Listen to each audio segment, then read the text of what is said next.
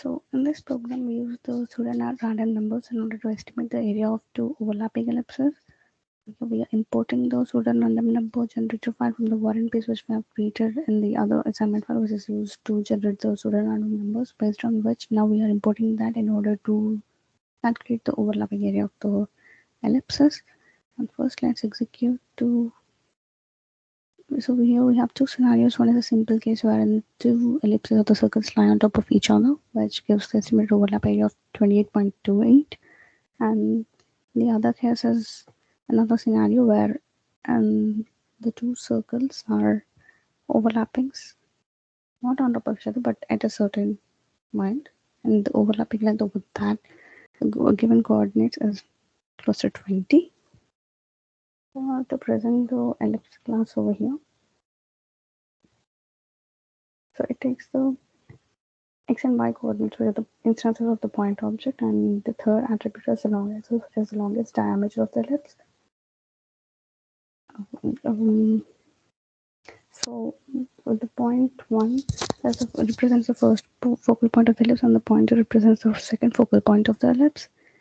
And the long axis it represents the length of the longest axis through the ellipse.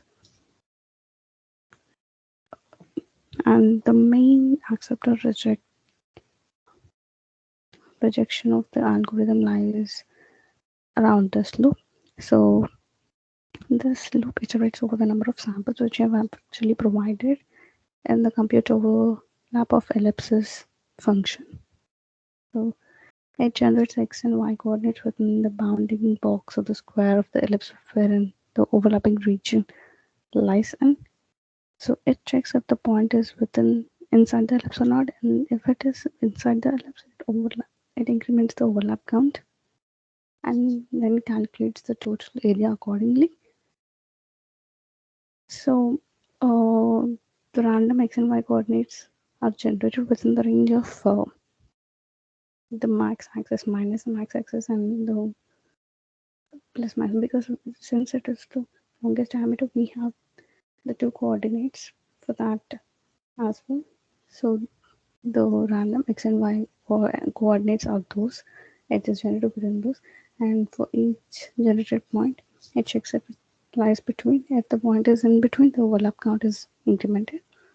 This loop actually implements the Monte Carlo sampling approach in order to estimate the overlap area between the two ellipses.